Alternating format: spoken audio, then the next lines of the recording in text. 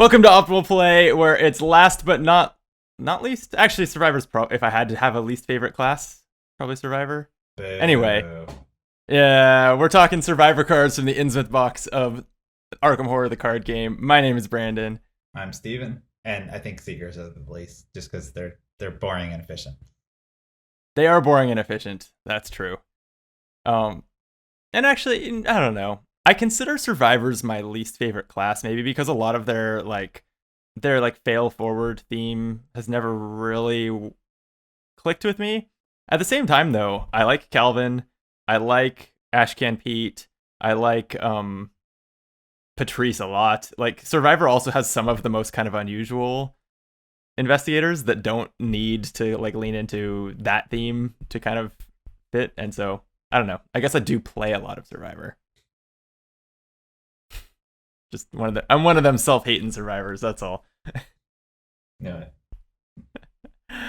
So yeah, this is our second to last video of a marathon over the last few weeks, where we've looked at all the starter decks and class by class the Innsmouth box.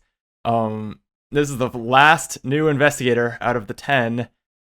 Silas Marsh, also familiar from books. I guess we saved all the previously promo investigators for last in this order. Want to introduce us? Sure. Silas Marsh is the sailor. 2 will, 2 book, 4 fight, and 4 agility. He's a drifter. After you reveal a chaos token during a skill test you're performing, return a skill you committed to this test to your hand, limit once per round. And then Elder Sign, +0. You may commit a skill from your discard pile to this test. After this test ends, return that skill to your hand instead of discarding it. Leave your fears on the docks, lads. 9 health and 5 sanity. Okay, so it lets you return, once per round, you can return a skill card to your hand that you basically didn't need. Or you could choose to fail by returning it to your hand, but it no longer counts towards the test, right? Yeah, and there are some edge cases, like if you return Daring, you still draw a card. Because of rules and actions I don't entirely understand, but it's created a state where you're going to draw a card. Yeah, I've got to say, I've never played a promo investigator, I think ever. But I've played alongside some Silas players, other people playing as Silas from his book promo, and I've honestly never really understood what the hell they were doing over there. Throwing cards in, taking them out, resolving their effects some of the time and not others. It's a little bit hard to follow from across the table. His deck building is basically just Survivor and innate skills level 0 to 2, which I think includes quick thinking as maybe the most powerful one. Oh, maybe so. I feel like innate skills are mostly Survivor already. Yeah, it's not a huge pool. Yeah. I don't think he has Vicious Blow, which is one of the ones he would want the most. I think quick thinking is probably the best. Yeah, and then his stats are heavy on the physical side, so he's probably not going to be your clue getter. Probably doing the fighting, and I don't know why he has 4 agility. I've never really. Well, just in case you're dealing with a boss or something, you might want to evade instead of fighting. Yeah, I guess I've never really leaned too much or too successfully into evading as a survivor, but maybe he'll be the first. Mm-hmm. But yeah, he's very strong. He was one of those ones. I think his promo investigator came out before Eucatastrophe, but then I think significantly, he was in that first group of books that was years ago. Once Eucatastrophe came out, it was Yorick and Silas went from decent to kind of broken, right? And I actually wonder if the next taboo list will maybe do something to reduce Eucatastrophe spam, because it's pretty broken. For context, it gives him +0. I get it, but if you could explain it for the rest of the viewers. If your skill value goes down to 0, such as you investigate and you draw -2, he gets his Elder Sign, which allows him to commit a skill from the discard pile, which could be resourceful. And then after this test ends, you return that resourceful to your hand.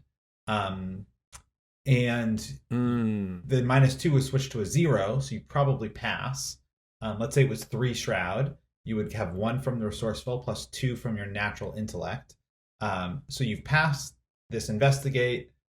You've gotten the resourceful back and the catastrophe back, so it's cost you no cards whatsoever.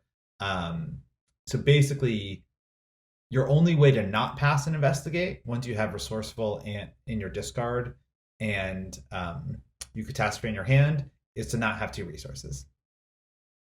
Yeah, that seems a little strong. It would be funny timing if the taboo list makes that no longer possible, right? Practically simultaneous with Silas actually releasing. But yeah, if it needs to be done, it needs to be done. Yeah, and I mean maybe it's as simple as just make it like once per round or something, so that if you have 6 resources, you can't like automatically succeed at 3 tests. Like it might not need like a total ban hammer or anything, but yeah, Eucatastrophe is a card that could say remove it from the game after resolving on it. Like some cards that have similar effects do that already, so it would not seem out of place. Yeah. Silas carries his Sea Change Harpoon, which is a great name, and it is pictured with a backdrop of his abs. So looks like he's got a nice 6-pack going. It's a 3-cost neutral. I don't know why these aren't all class cards ever since the Investigator decks. Anyway, 3-cost neutral for some reason asset. It's an item, a weapon, and melee. It has action, fight. You get +1 combat for this attack. If you committed 1 or more skills to the skill test, this attack deals +1 damage. When the skill test ends, you may return Sea Change Harpoon to your hand to return all of your committed skills to your hand instead of discarding them. It takes 1 hand slot. There's a lot of text to process here. I mean, the first part is a pretty easy. You're almost always going to be committing a skill to a skill test. So like, sure, this should pretty much always do 2 damage. And then you can also return it to your hand to get all the skills back. That's pretty good because if you draw an even better weapon, it lets you reuse skill cards. So like, I guess think best case scenario, you like commit a quick thinking, you get that action back to play what's that new the chainsaw. Yes. And then you can use that action to play the chainsaw. Then you can commit with quick thinking again to the chainsaw. So you could do like a ridiculous damage turn potentially. Yeah, and sure. Yeah, I do think that that's exactly the use case, is to have like one big turn where you can use all the effects of all your skill cards twice, and you're probably going to do that once in the game, most likely. The 3 cost to plus it's not fast, so 3 cost and an action to play this each time means it's not something you're probably doing a lot. Agreed. Yeah, just once, probably once. Yeah, that's cool. I think if he could take Vicious Blow, like this would be a bonkers Yorick card. If you could just like commit all my Vicious Blows and then use them a second time. Yes, it would. Or that would be like a 1-turn boss kill kind of situation. Yeah. And I guess if you're not with playing taboos, you could do both quick thinkings. But assuming you're using taboos, you can only have the 1 quick thinking. But you can do taboos. 1 quick thinking and 1 resourceful is pretty strong. Yeah. I mean, you can, if you know that you plan to return this to your hand, dump all your skill cards. You can even build around that where you can just have an amazing turn. I don't have a whole lot of other suggestions for what those skill cards would be, but I also don't know off the top of my head what innate skills are out there. I'm trying to think, is like Eureka or anything like that innate? I mean, there's the +2 damage skills, but those don't do +2 damage if you're using a weapon. So like you can put them in for icons, but they wouldn't actually have an effect. Right. He's actually has another he has another signature asset. Yeah. Silas's Net is a 2-cost asset with an agility and wild icon. It's an item and a tool. It looks like it's caught a fish monster. And for an action, it evades. You get +1 agility for this evasion. It's like almost the same. If you succeed and you committed a skill, you may automatically evade another enemy engaged with you. Yeah, so it's like +1 damage from the harpoon, +1 evade from +1 evasion. Yeah, whatever. When this skill test ends, you may return Silas's Net to your hand to return all of your committed skills to your hand. Huh. Wow, okay. So now that there are 2 cards that do this, I think you're definitely building around this. Yeah, I mean, I think you were going to play all those skills anyway. But yeah, this is pretty cool, especially. I mean, I don't think he's going to be playing a ton of two-handed weapons. I mean, maybe these cards are a reason not to play baseball bat, but did you need a reason not to play baseball bat? Yeah. I mean, other than like that maybe final turn with a chainsaw, and I don't think these cards prevent you from playing chainsaw at all. You're mostly going to be playing things like meat cleaver, fire axe, and the brand, the neutral 5x Time Worn brand. Yeah, like those are probably your main weapons, and those are all one-handed. You might play like 1 copy of Flashlight in your deck, but you're definitely not going to be the primary cleaver in your group. So yeah, I actually don't think the fact that these are both hand slots is like a huge deal. Yeah, agreed. It pushes you a little bit towards one-handed other weapons, but yeah, no, I think you're spot on. I guess I don't need to sit here repeating what you said. He is vulnerable to the Siren Call, though. It's a weakness, a treachery that is curse traded, and says, Revelation, put Siren Call into play in your threat area. As an additional cost to commit 1 or more cards to a skill test, you must pay 1 resource for each matching skill icon those cards have. Wow, okay, and a double action to discard it. That's pricey. A resource per icon. It's a very similar format to the starter deck weaknesses. Like, I feel like all of those like prevented you from doing the thing you wanted to, but they were just like 2 actions to get rid of. This is probably pretty bad unless you draw it late, and you've got like 5 or 6 resources. Because I mean, I think late game, other than maybe Catastrophe, he doesn't have a lot of need for resources. Sure. But I think early game, you're just going to have to spend the 2 actions. Like, he's going to be committing skills every single test. So yeah. If you're Silas and you're not putting skills into your test, what are you doing? So agreed. This is basically like a you must spend your next 2 actions to clear this kind of card. But, cool art. Yeah, and 2 actions is not the worst. He's like a twisted reflection looking back at him out of the I think it's an old version of himself. You think so? What does that have to do with sirens? I don't know, but it's definitely not someone sexy. Like, it's someone else with. Yeah, I don't think that Lovecraft sirens are sexy. Yeah.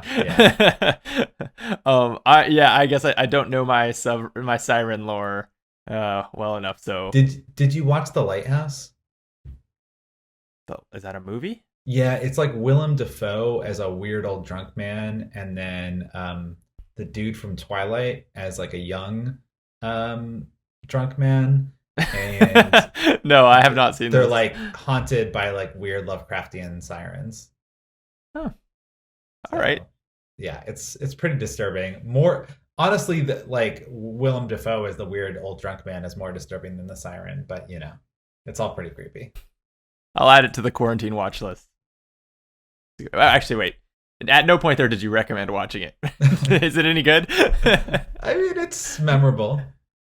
Okay. I can live with that.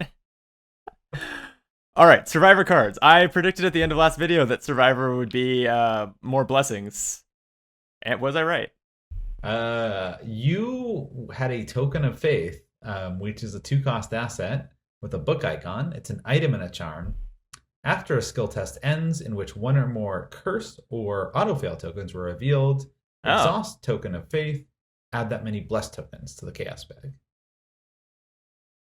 So this, if you're not playing with curses in play, whether it's from other cards in your deck, your team's deck, or if the Innsmouth campaign does curses. I still don't know. This is garbage, right? Like one blessing every time you auto fail. It's gonna happen once or twice, period. Yeah.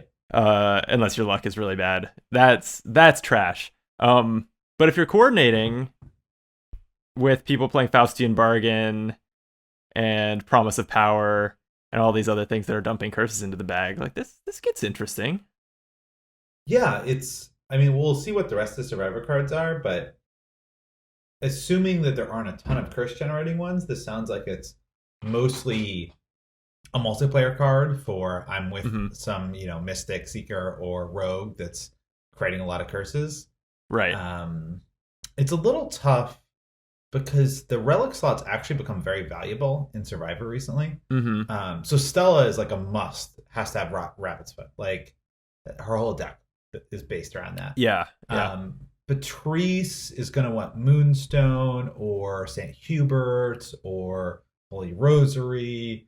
I've seen Ashcan Pete's that use Moonstone to like boost their will and use spells. On any skill-focused deck, Grizzly Totem's got to be. Grizzly Totem is quite good. A top option. So, I mean, definitely like core set days, the relic slot was not that valuable outside of Mystic, right. But I actually think it's pretty good right now. On the reread, one thing I noticed here, though, is that this says after a skill test ends. It doesn't have to be you. It doesn't have to be at your location.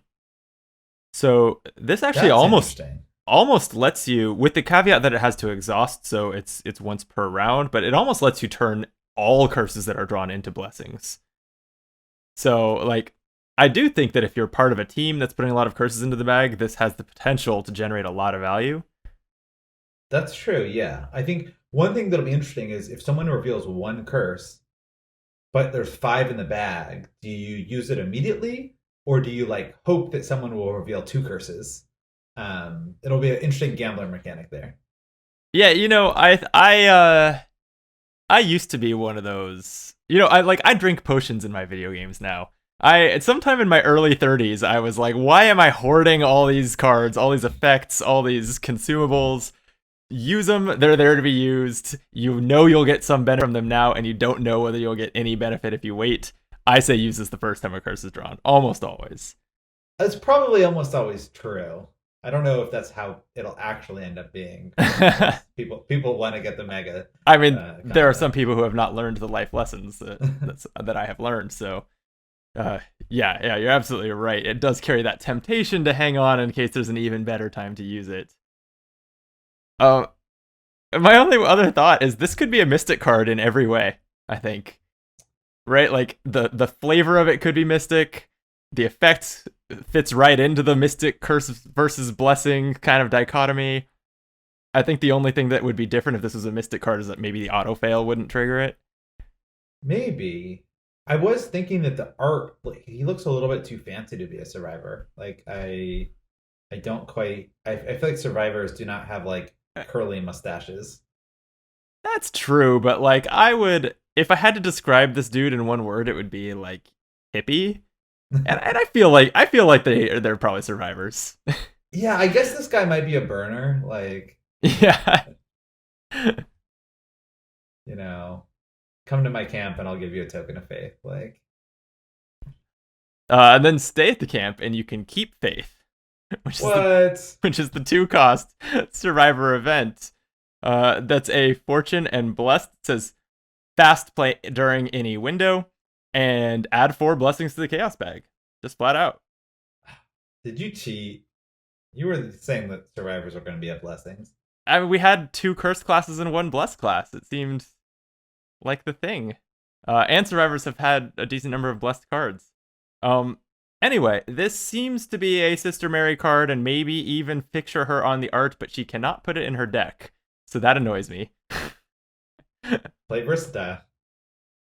Yeah, there we go. Yeah, Verstelle, keep faith into Sister Mary. Actually, you know what? When it's this good a flavor fit, like I could be convinced to do it on that alone. Gotta get a little role playing into your nunnery. Yeah, I actually don't think that I don't know that I would play almost any of these cursed or blessed cards in single player. I feel like these are all combo cards that you Yeah. want to find a pair or trio or quartet of investigators to like generate a combo. So yeah, it's kind of, I would almost just ignore all these cards in solo. Yeah, they don't feel like solo cards. And solo is so swingy based on luck already that I would be really reluctant to put curses in the chaos bag when I'm solo, because that just makes it swingier and in swingier to your detriment. And then adding blessings to the chaos bag, like generally, if you're playing, depending on the difficulty, if you're playing on standard and you're playing carefully, you're not taking that many tests where like you're likely to fail, but a blessing would save you. So I don't think they're that useful. In multiplayer, they're more likely to hit just because there's that many more tests and that many more treacheries being drawn and things, I think. Although, we talked about this with Sister Mary, I still think blessings are not that strong for that reason.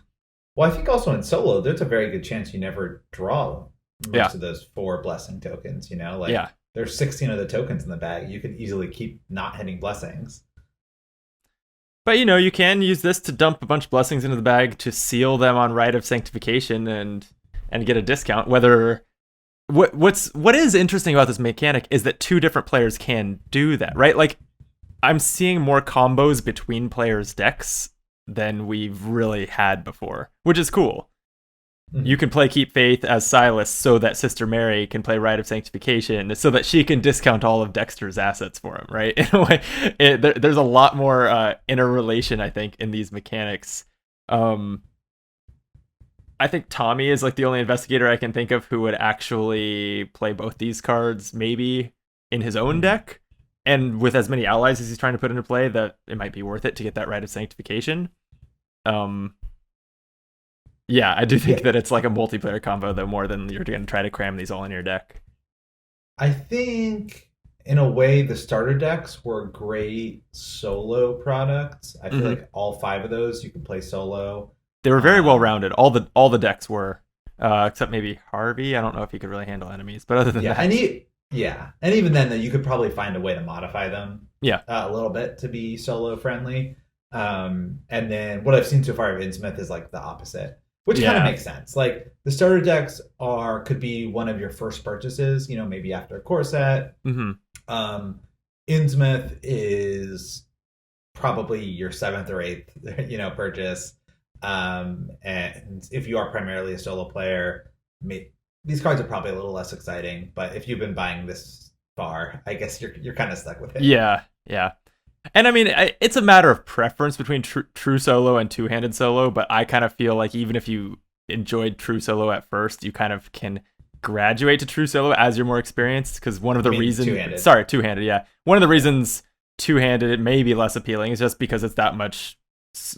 It's slower to play and that much more kind of tracking, and you might make more rules mistakes and that kind of thing. And as you become more experienced, those fall by the wayside, and I think you're more likely to... Like, I think that that's the better way to play, just because there are so many mechanics in Arkham, like, do you stay together or split up? Do you commit cards to each other's tests? That just flat out don't exist in true solo. So, yeah, I think even for the solo player that is buying the 6th deluxe expansion to this game, like, they can be taking advantage of these cards. They just got to play at least two-handed. Yeah. Well, you might say that they are predestined to play two-handed in order to use these combos, because that is the next skill card. It is a Fortune and Blessed, max 1 per skill test. You may commit predestined to any type of test. If this test fails, either add 2 Blessed tokens to the Chaos bag or remove 2 Curse tokens from the Chaos bag. So Survivor is shaping up to have a little bit different bent than Guardian, where Guardian was just cramming the bag, bulging with blessings, and this is more like, maybe, and I guess we just saw one Survivor card that does exactly that, but this is maybe you change some curses to blessings or remove some curses. I think this card is garbage, but I like this flavor of this mechanic for Survivor. I don't know, would you play this? Yeah, I mean, it's definitely a cool mechanic, but man, Take Heart is 2 resources and 2 cards. Like, this is a lot worse than Take Heart. And Take Heart I'm not going crazy. Take Heart's also level 0, right? Yeah. Yeah, that's just so much better than this. Yeah, it kind of feels like maybe this should do both because then it will be more comparable to take heart. Sure. Yeah, swinging the balance of the bag by 4 tokens makes this a lot more tempting. For just 2, either add 2 blessings or remove 2 curses. I don't see it. The only thing I can think here that might be positive is if you're somehow playing with someone who's adding a ton of curses and you're doing this like all out fail style, you could potentially be removing like 3 or 4 curses by failing. Like just the act of taking the test, you might remove a couple curses, and then you remove a couple more with this. So like, if you're playing with someone who's generating just a crazy number of curses, maybe you play both this and take heart, and you just take some tests to try to fail, try to draw out curses, and get positive effects. But remember, you've got to commit this. Okay, yeah. So you've got to put this into a test that's too high a shroud or something, so you're not going to pass anyway because you can't count on drawing curses so that you fail. Yes, correct. And then this seems like it wants to go in the Stella or the real fail, because this only does anything if you fail, so it wants to go in that fail archetype. But does the fail archetype even want to take curses out of the bag or bless the bag? Like, I'm not even sold on that. Well, I think for everyone else's sake, they do. Yeah, that's true. If they're playing multiplayer, but all right. Beloved is one more blessed survivor skill. This one has icons. That's a leg up over predestined.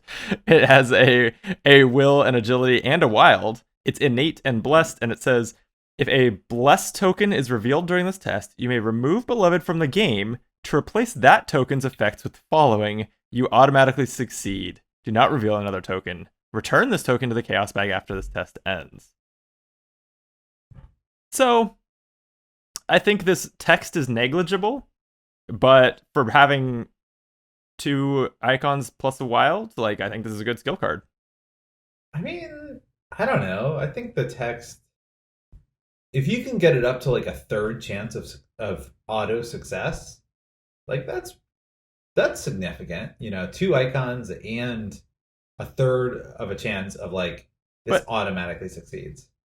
Yeah, I feel like if you've added 2 icons to a test and you draw a blessing, you were gonna pass that test anyway. Oh, I guess the downside here, rereading it, you have to decide right after the blast, which I guess is not. I guess yeah. Why would you decline to do this? I actually don't even know why this is optional, to be honest. I guess because maybe you don't want to remove it from the game. Yeah, I mean they have a lot of ways to recycle cards. So like, if you were feeling very confident about it, you could be like, "Oh, I'm going to leave this in so I can get it back with resourceful." But then that's just jinxing you to draw the auto fail. Yeah. So I mean, I think if you like taking willpower and or agility tests, you play this over unexpected courage. Like, I think it's a fine skill card. I don't think that it's text. I just think that it's going to be so, like, even if you have 10 blessings in the chaos bag and no curses, it's still like a 40% chance that you draw one, right? Because it's like at that point it's 10 out of 25 tokens. This is, unless there's more cards to come in the cycle that can guarantee that you draw blessings to combo with this, like, it's almost an afterthought. I think you just play this for its icons and it has an upside potentially.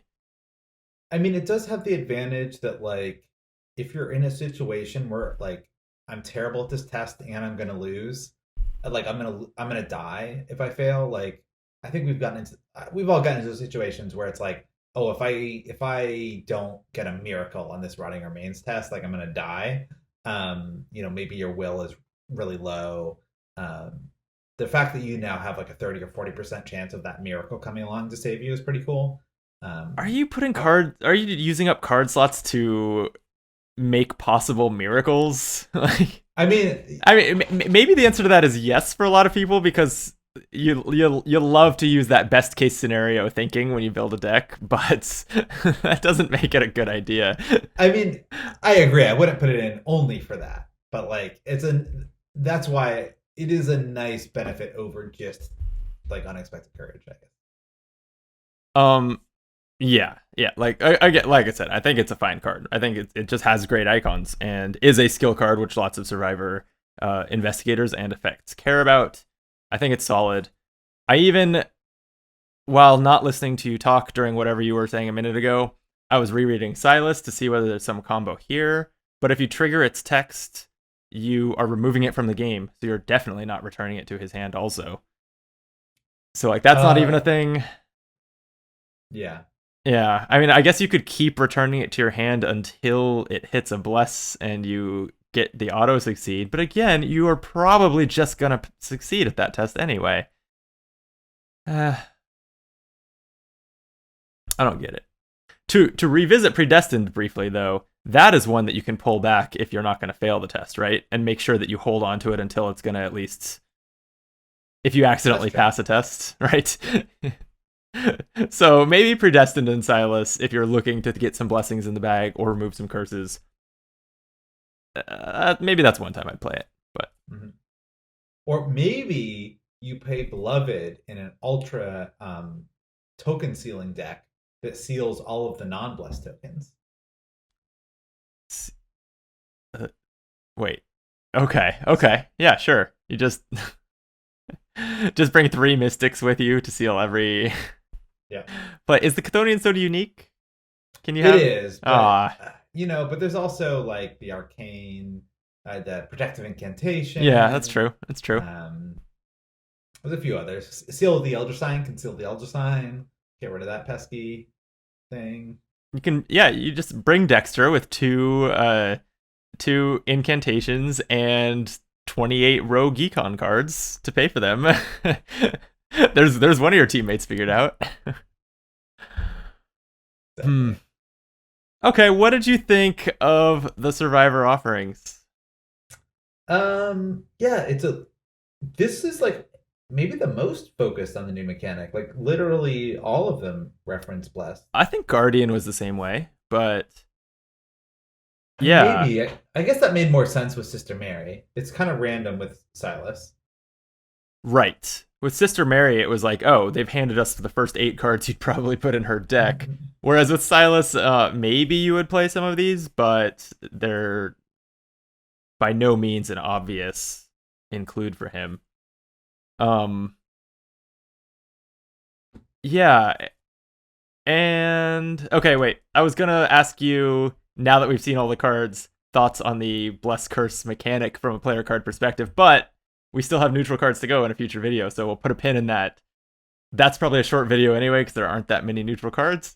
So we can do the Bless and Curse debrief then. Yep. All right then. This was another video. Thank you for watching. I guess. Well, so one last thought though, since we didn't actually talk about Silas that much, since none of the cards went with him. I do think what's cool about skill card focused investigators, and we actually surprisingly got 2 this pack with Silas and Amanda. True. Is that they kind of don't need as much setup. Like that, you really just need a hand of cards. And so, whereas other investigators are building up a board state, which is fun, there is also something cool about like basically all of your ammo being in your hand and not being on the board. That I like that they print these skill card based investigators, and I'm glad that they keep doing it. Yeah, that's a great point. Is that when they have an ability that rewards their skill cards, they kind of are ready to go from turn 1. They don't need that sit in one location and play assets turn. They still might, but yeah, so they have a very different playstyle as a result, I think, which is cool. Yeah, especially when you add in the Survivor skill cards that get like do extra damage and get extra clues without a weapon. If you have those or a weapon, you're kind of good to go from turn 1. You don't need a weapon if you have this. So before signing off, I always ask you for final thoughts, and you seldom have them. How did you not save that for that moment? Now you just have to do another Jello shot like last video. I can do that. Cheers. Oh, it looks kind of cool. It's isn't that a Jurassic Park moment? The Jello in the spoon.